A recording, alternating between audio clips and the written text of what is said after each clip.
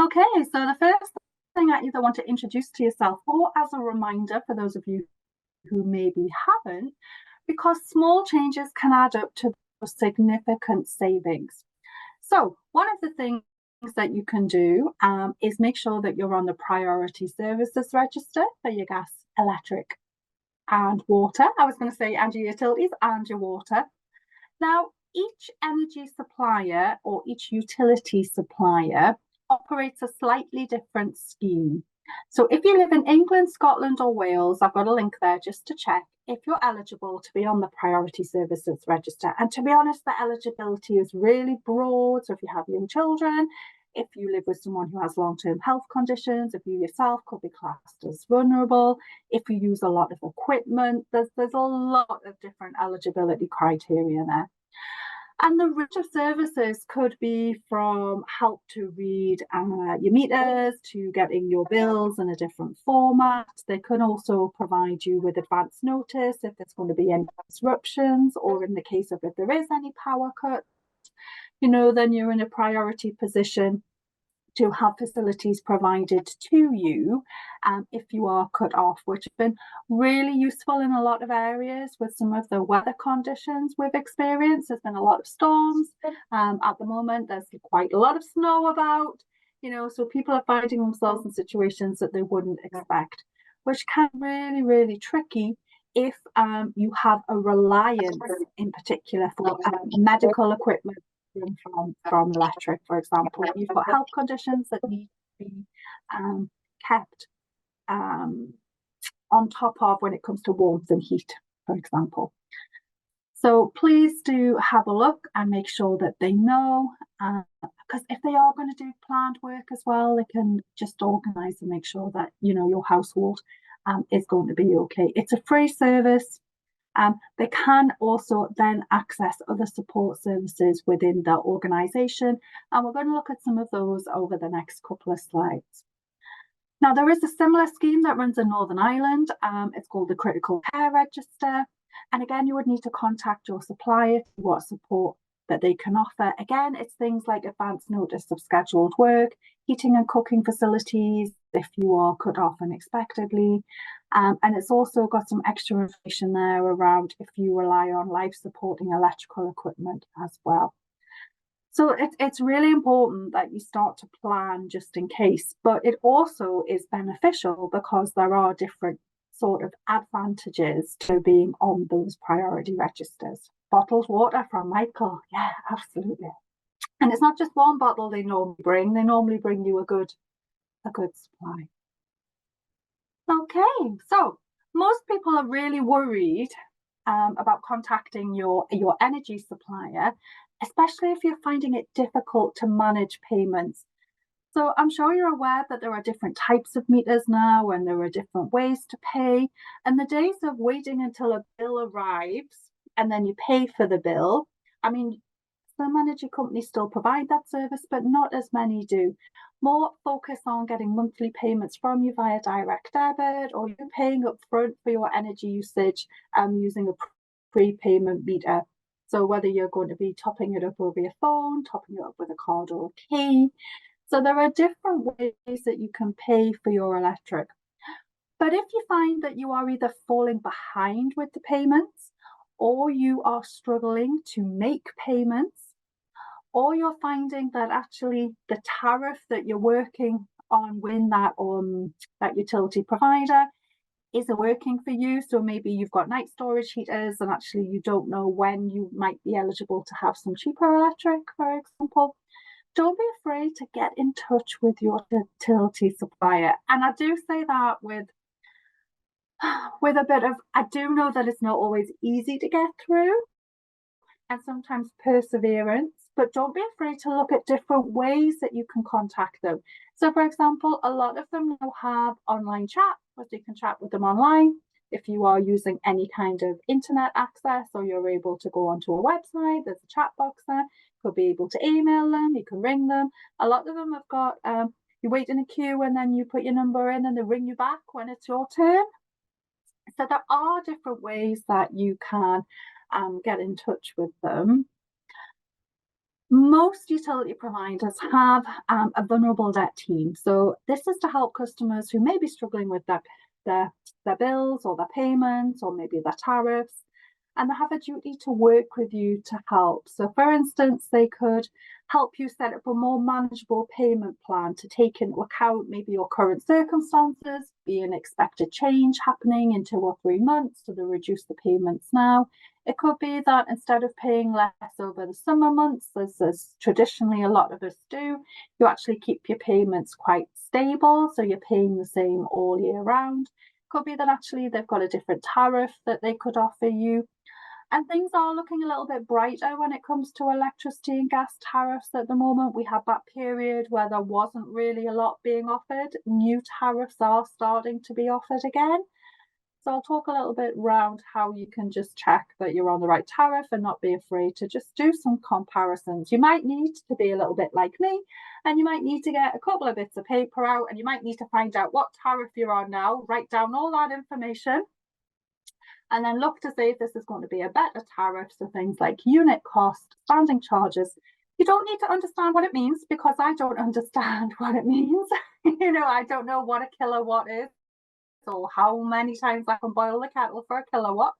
But I can tell if I'm paying 18 pence for a kilowatt and someone's saying I can pay 10 pence for a kilowatt, that the 10 pence a kilowatt is going to be cheaper. Okay. So I can say in the chat box here, Michael's got a smart meter that's not very smart. Oh dear. Oh dear. I have got a slide about technology later, Michael. Maybe we'll just go. Technology's good when it works. Paul's having difficulty with British Gas. And then what I'll do is I will just go back, because I know Michael will need to edit these out.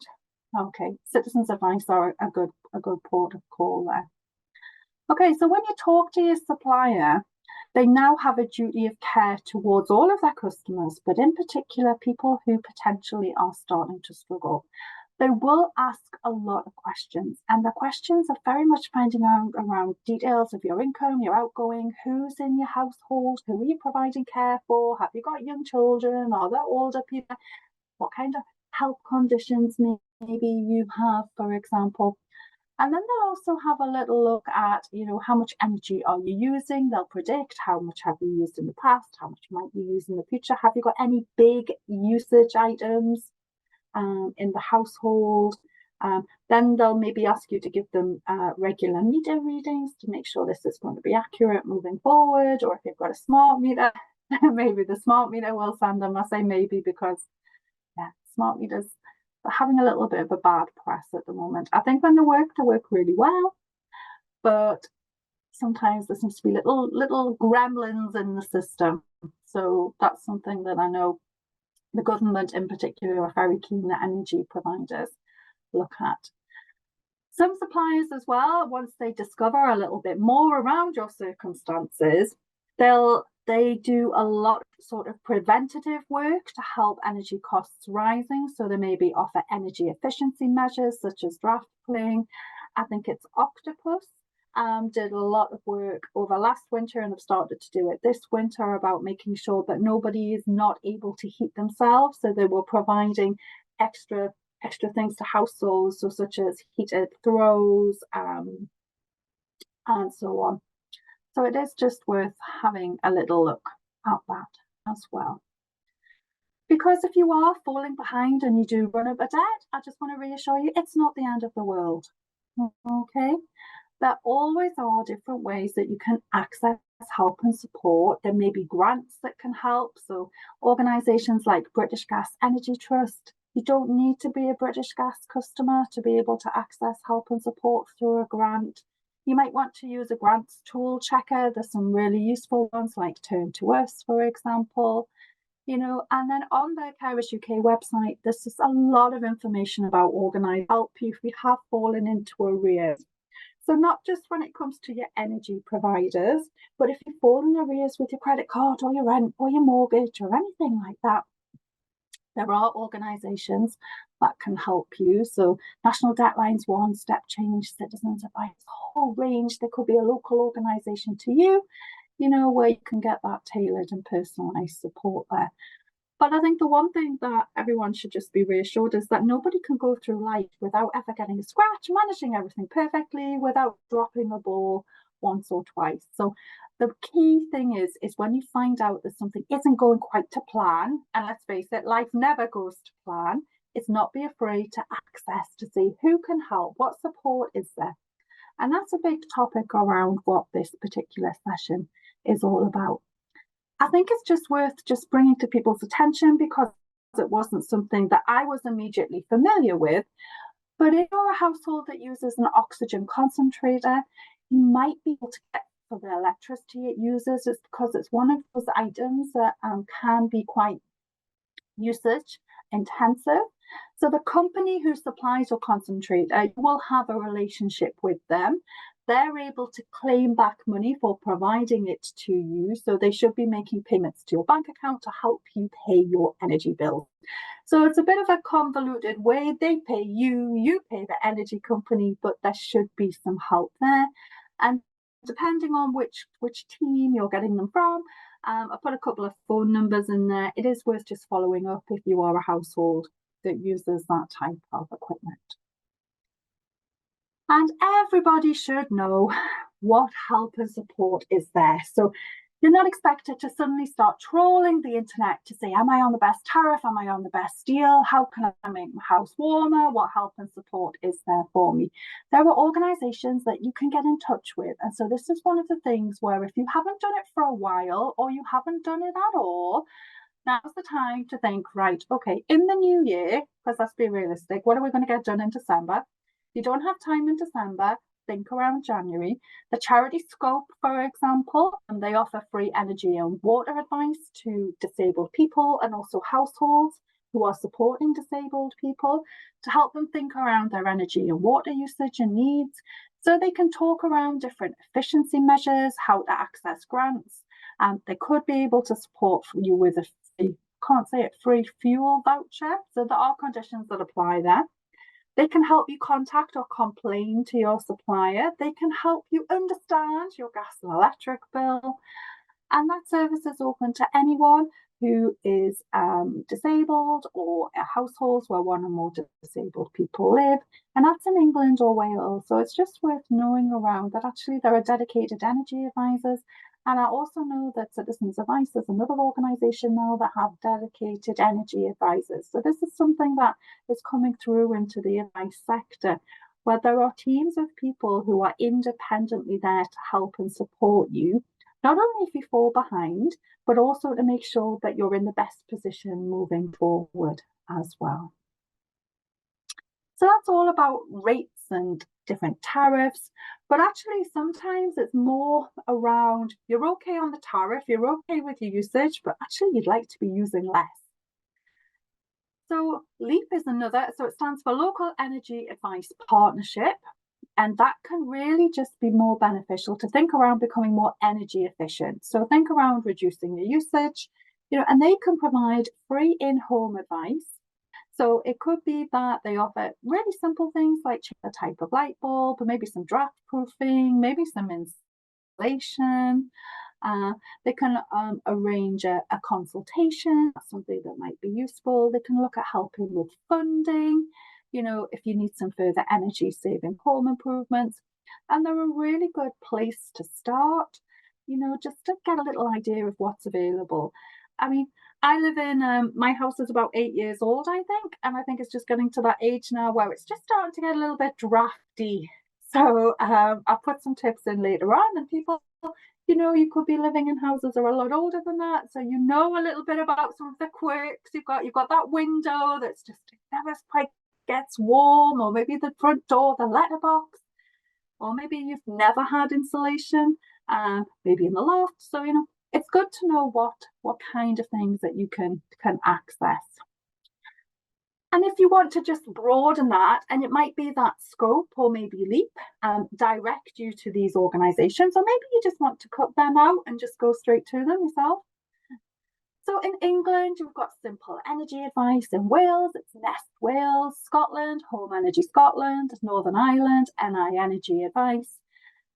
And these schemes are probably a little bit more formal. They're still free at initial point of contact, but they'll be looking to carry out a survey. And they'll be very much focusing on things like boilers, loft or wall insulation. And if you're eligible or if you're asked to make a contribution towards a cost, it's going to depend on if you're in receipt of a qualifying benefit, for example. All the work is carried out, it's all guaranteed. But what you're entitled to and how that happens is going to depend on which of the 4 nations that you live in. Okay. Right. So I've just put some general slides in that you may have seen before, but I'm just going to go on the importance of actually just making sure that you are doing everything that you can do. So if you're struggling at the moment to make ends meet, so thinking around what help is available to you. So day-to-day living costs. So on the website, there's a link. It's a sort of a header page. It takes you to different places for you to have a look at. And so I'm just going to pull out a couple of those things. So one of the things is income maximization. So those of you who've met me before know that I love to do benefit checks. So benefit checks are basically a way of maximizing people's income. We also can help with how to access grants. And I'm going to talk about that in just a little more detail. But it might be that actually it is time for you to carry out a money makeover. And I know that there are a lot of people talking about money makeovers at the moment. And it might actually seem as if that's going to be a really big task and there's going to be a lot involved with it. But it can really be as simple as you want to make it. So it might be that you want to start with actually having a look, sitting down and working out how much money you have coming in each month and how much money you have going out each month. So that could be your first step. And then you might want to just look a little bit more at what money have you got going out? Where is it going to? Have you had this, standing order that's been paying the gym for the last 10 years, but actually you haven't been to the gym for 10 years? So is it something that you can look at, you can reduce? Thinking around what kind of packages you have. So, maybe you've got Sky. My mum had Sky. And when the first time I looked at her Sky, it was something like £90 a month. And I was like, how are you paying £90 a month for Sky? And she said, well, dear, she said, it's my telephone, it's my internet, it's my TV. She says, I get to watch sport. She says, it's a bargain. And I thought, you know what, actually, that's not too bad. But if you were paying for that through one provider, and actually you're paying for it again through another provider, that isn't such a bargain. So if you've got your car insurance, or maybe you've got house insurance, and you've got breakdown cover as part of that, and then you're paying for breakdown cover as well. So it might be that you want to just, when you've got time, look to see that you're not duplicating things. So there's a budgeting planning tool. There's a link to Money Helper website. You might be familiar with Martin Lewis and the Money Saving Expert website. So there's lots of different links to different places. But a key thing is about you can make decisions around what it is that you are prioritizing. So what's important to your household? And what I would say is just don't be afraid to have a little look. You don't need to do it all in one go. And it might that actually when you start to delve in a little bit more, so when you're thinking around your phone, your television, maybe your internet bills, there could be a much cheaper tariff. So there are a range of new tariffs that have come in. They're not going to be all singing or dancing, and they're not going to dance a tango while you go on the internet, but you are going to still be able to get on the internet quicker than we could 10 years ago, and you're still going to be able to do things that you need to do. Sometimes you need to be in receipt of a qualifying benefit. Sometimes you need to have a household income of less than. So there are lots of different ways that you can access these. So Ofcom is encouraging companies to offer social tariffs. So all companies now should have something. Might not be called a social tariff. So sometimes you might need to be a little bit of a detective. They might be called an essential package or a basic package or an introductory package. So it is worth, again, just looking at what's involved and what sort of cost. And don't be afraid that if you are with one company and you want to change to another company, just check that there are going to be no penalties for doing that, and then have a little look to see how soon or how quick you want to do. Okay, right. let's have a little look. So if you are looking for a particular item, okay, so depending on what kind of item. So if you're looking for white goods, so such as fridges, cookers, washing machines, household items, so bed linen, you need some extra bed linen, or maybe you need to think very much around storing medications and you need a new fridge, for example. So looking at one of the grant checkers, so there's a good one for Turn to Us. They ask a range of different questions about any kind of occupation, where you live, you know, what kind of benefits you are, what kind of health conditions. And they ask a lot of questions. You don't need to be able to answer all of the questions to be able to access a grant. But what they're doing is they're trying to narrow down and match you with an organisation that is a grant providing organisation for that. So if you've ever worked in hospitality, for example, Hospitality Action Trust are a very good grant organisation that can provide one-off and ongoing support. But what I would say is that if you are looking to purchase something, or if you are looking to have an aid or adaptation to your household, so for example, you're looking to get a stair lift in or to access a wet room, Disability Rights UK also has that sort of grants facility checking tool, as does Turn to Us, but it is practically impossible to retrospectively claim back money through a grant for an item that you have paid for. So it's always worth just checking to see if there is a grant that can support you before you pay for something. It shouldn't be as difficult as it is, but if you try and claim it back with a receipt, it's very limited, a teeny tiny amount of success. So don't be afraid to look and try beforehand. You may be also able to get day-to-day living support costs through the Household Support Fund. So this is a pot of money that the government is very keen to just keep bringing out and drawing your attention to. Your local authorities are running these schemes. They're called slightly different things depending on which nation you live in, and they have slightly different eligibility.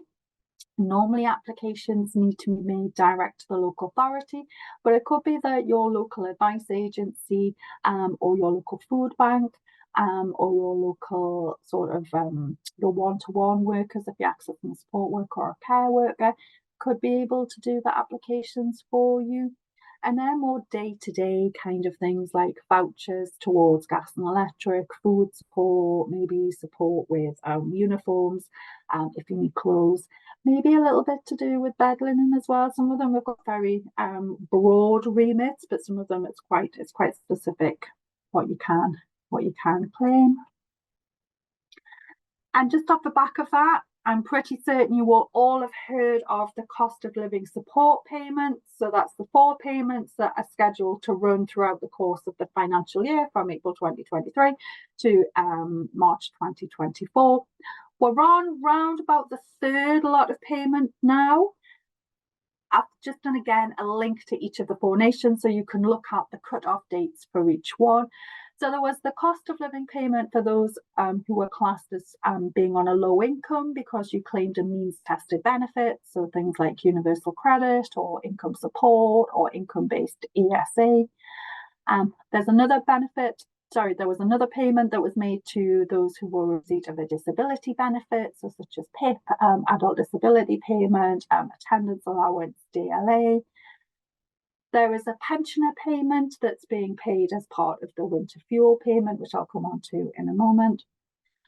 So you have these different payments that are going to be made, and each payment is made within a specific window, and the eligibility criteria for the payment was round about 6 weeks beforehand. So if you were in receipt of a benefit and you got paid during this window, then you would get the payment. So it's worth just looking into to make sure that you haven't missed anything before. And I've done quite a few talks around cost of living, which is why I didn't want to go over the same stuff again, because it was out last year, it's out this year, but there's a couple of key nuances that I just want to bring in.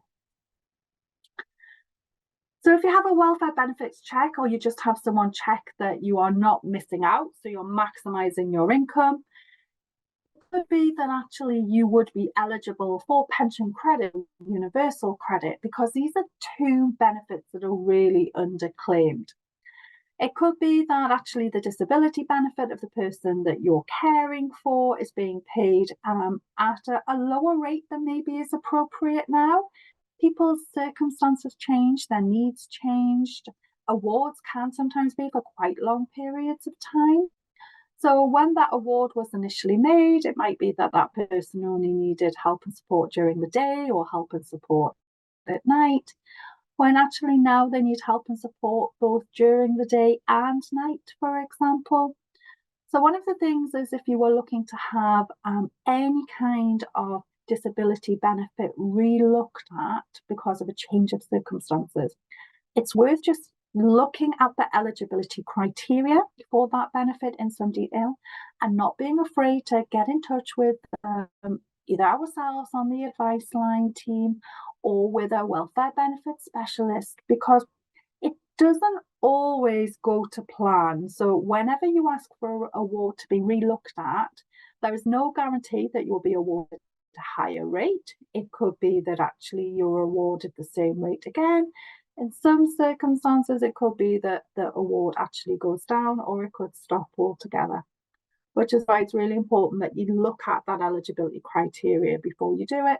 But in general, you yourself know if the person that you're supporting has got worse and needs more help and support. So just looking at the descriptors is a really good indicator for if it is worth just having a look at that award once again. You will be pleased to know that if you do decide, it's a slightly reduced form. It's not as complex as the initial application form, so a little bit less work, but you still need to be able to provide that evidence. One of the things that we see a lot when we do benefit checks is people who are not paying the right amount of council tax. There are a range of discounts and disregards and exemptions that can be applied, again, different to the 4 nations. So it is worth just double checking and looking into it. And the beautiful thing with council tax discounts, disregards and exemptions is that it can be backdated to eligibility. So if someone met the eligibility 5 years ago, you can have that discount backdated 5 years. The local authority may choose to pay you it as a lump sum. They may choose to offset it against current liability or next year's council tax bill, but no matter how they decide to do it, you will be paying less council tax. So we can do it via email. So you can email us advice@Carers UK. You could use an online calculator. So there's information you get out of a calculator, whether I do it or whether you do it yourself, it's only going to be as good as what you put in. Okay, so you might need to do a little bit of background work just to check, what are your weekly figures? So if you get your benefit paid once a month, work out how much that is a week, find out how much your rent is, find out how much your council tax is, and then the information it considers the things like how much do you have in savings, how many adults and children live in the household, do any of the adults or children they work, do they have any health conditions, what are received.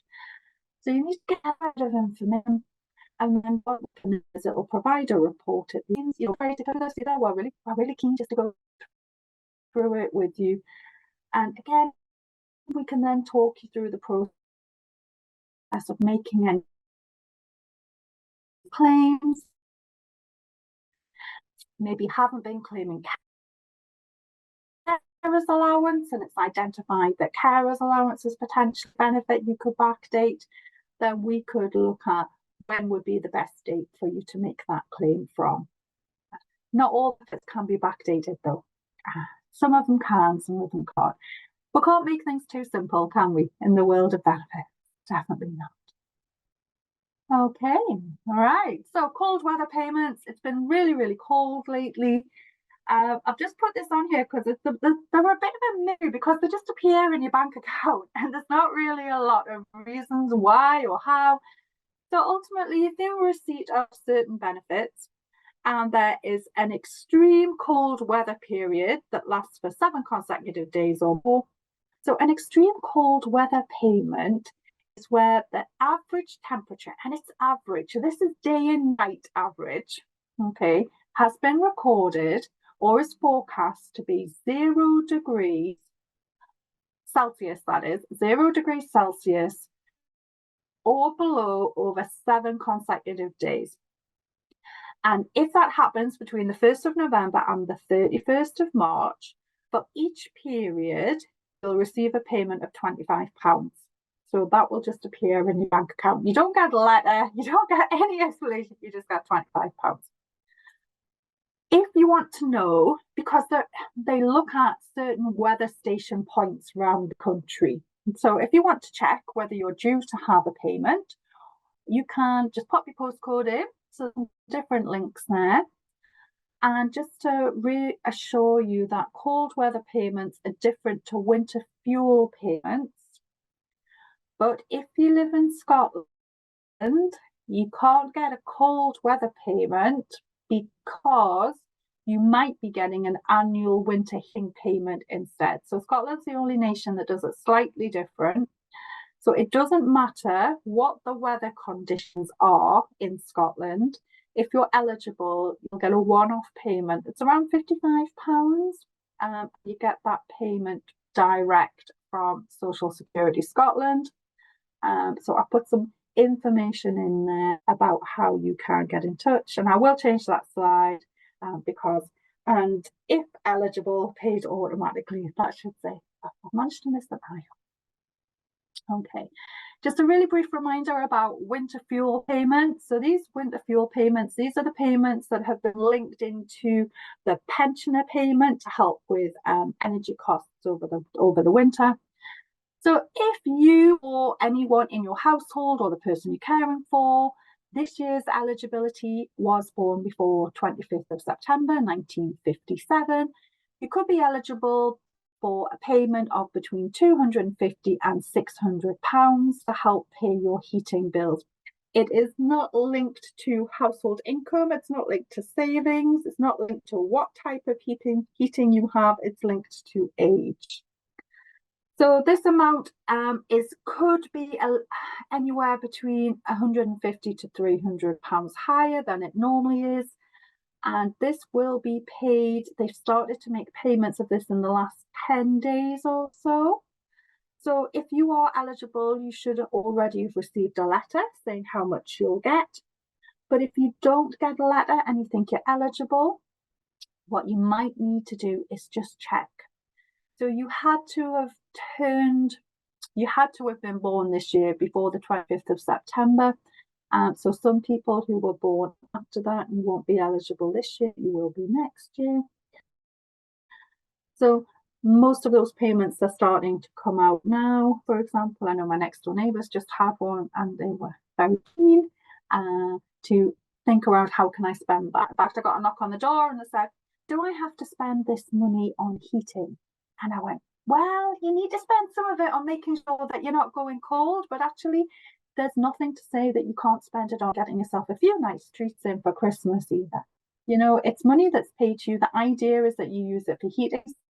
Please do make sure that you don't leave yourself going short or think that you have to spend it all on heating. That balance is with you around what you're going to do. There are some exemptions about eligibility. So generally, if people live in care homes, for example, so it is worth just looking if people were in prison. There's a little bit around if you've been in hospital for more than a year. So it's mainly about if you're living elsewhere and getting cared for by, you know, a hospital or a prison or a care home.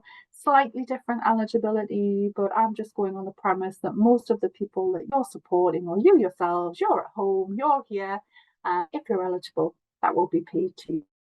But it is worth double checking. Warm home discount is something else that started to be paid. I know a lot of schemes have closed up in Scotland. You had to make an application in Scotland for it. In England, The onus has been taken away from people actually claiming now. The scheme runs in the background between the Department of Work and Pensions. They get in touch with all of the energy providers, and the payments are paid directly from your energy provider. That way, if you meet that set eligibility criteria. And in Scotland, if you are living with a child, they don't need to be a disabled child. If you have a child in your household, then you may be eligible for the child winter heating assistance payment, which is around £235. Again, it's paid from Social Security Scotland. So slightly different rules if you're up in Scotland. Again, if you want to look at some different grants and different support, there's a slide there that I've popped in. I'm just going to check. It might be a duplicate of a slide I had earlier on, so we'll just double check that. So disability rights, different kinds of household support fund, discretionary advice fund, crisis grant, or discretionary short-term benefit advice, depending on your nation. So there are quite a lot of different places you can access help and support from. And I've got a few sorts of energy tips that you might want to start to implement now. I can see we've had some really useful chat going on, and I'm going to come back to that in just a moment. So some of these seem like common sense, but actually, are you actually doing them? Okay, so the first one is your thermostat. You know, check your thermostat is not set too high a temperature unless, okay, you live in a household where someone needs to have heat. You know, they have a particular illness, they have a condition that needs help and support. It could be that you need to have one of these thermometers. So this currently says my room is comfortable. Okay, that's why I've got a blanket on my knee. Comfortable for most people.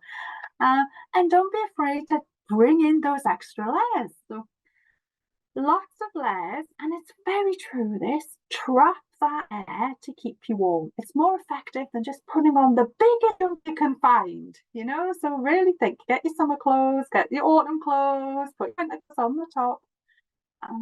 Don't be afraid to layer it up. You can use things like hot water bottles and heated throws, maybe through the day, at night time. I'm just going to talk through those in a little bit extra. What is a good temperature to set your thermostat, Dorothy? Well, there are different schools of thought on this, and I can't profess to be an expert energy advisor, but my understanding is that round about 21, if you have someone who has a long-term health condition or disability or has chest, respiratory, is a nice temperature. It's sort of comfortable, it's not too hot, it's not too cold. Anywhere between sort of 18 and actually 18 to 21, I've got comfortable for most people. I'm aging well in Northumberland, because I'm in Northumberland. I'm aging well in Northumberland, it says. If you've got between 15 and 18, it's a bit cool. And if you have it under 12, it's too cold. So I guess it's going to come personal preference, but you don't want to be sitting there with just your vest top on and your shorts in winter, but you don't want to be sitting there with your outdoor coat and ear muffles on either. So yeah, we've got 19, 17, 20, 18. You're all within my toleration here on my thermostat. But don't be afraid to get a thermostat either and just check. Right, I've got a couple more. Oh, I got a bit excited there. Closed curtains. And most people close those curtains, don't they? But actually, the school of thought is if you close your curtains, and it's not going to look pretty, so we're not going to win any interior awards, but tuck them up behind the radiator. So the radiating heat comes out. It doesn't just vanish up your curtains, heats your window. Turn off any appliances and chargers at the wall rather than using standby. Be careful with that kettle. So think around filling it up what you need. Maybe you want to use any overspill, put it in a flask. Have a hot drink we've got there. Let's have a little look. What else have I got? Reduce your drafts. Don't be afraid to draft excluders out. They're not just for years past. They're very vogue now. So if you've got draft excluder, get them. Get them in front of your door. Put them along your windowsills. Change your light bulb. Think when you're doing your laundry. Now, The school of thought behind this very recently had always been to do full laundry loads because half loads that is save very little energy. So do fewer but fuller.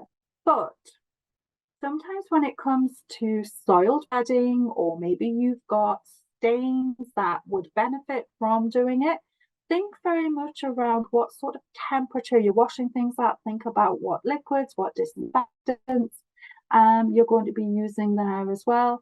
Because actually, sometimes to have things sitting around isn't beneficial to health, but it might be beneficial to cost. So thinking around, can you just pop it in on a half setting, and then maybe put it on an eco wash? Might be something you want to become a little bit familiar with. So eco settings, economy settings, they do different things depending on your product. So your dishwasher or your boiler, it heats water more slowly, it uses less energy. You generally get the same results. It can take a little longer, but those of you who like to do a calculation, so if you have 3 hours and it takes a little bit longer to do something because it uses slightly less energy compared to having on for 1 hour, sometimes cost beneficial needs to be just looked at. Yeah, I always wash at 30 degrees as well, Celia. I'm perfectly honest. There's a couple of things I'll go to 40. When my husband was working in a garage as a mechanic, I did have to do it a bit more to get the oil off his clothes. Generally, it was okay. And using your microwave more. A lot of us now are using air fryers, but again, we want to become quite savvy around how things work, how things cost. So one of the slides I've got on there is a link to different ways of just checking if you're not sure how much it's cost. It's a generalization because, like variation with manufacturers, different products, but just to give you a little bit of an idea, is really useful. I do however, just want to jump back to heated throws or blankets.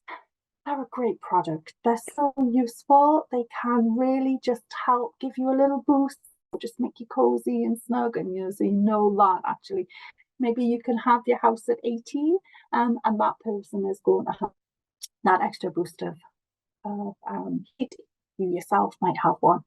So you can use them to keep yourself warm without turning up your heating. And so they're not, in my mind, or they weren't envisioned to be a replacement completely for heating. Okay, they're there to give that boost when needed. They are electric. They cost around about 3 pence an hour to run. Okay, different heat settings, different kilowatts, etc. So you can have it on 1 or you can have it on 9. If you have it on 9, it's going to heat it up hotter. So logic tells us it's going to cost a little bit more. You should check to see that anyone that you have has one of safety marks. It doesn't matter which one. So just look at the label, make sure it's got a safety mark, and if it doesn't, then don't use it.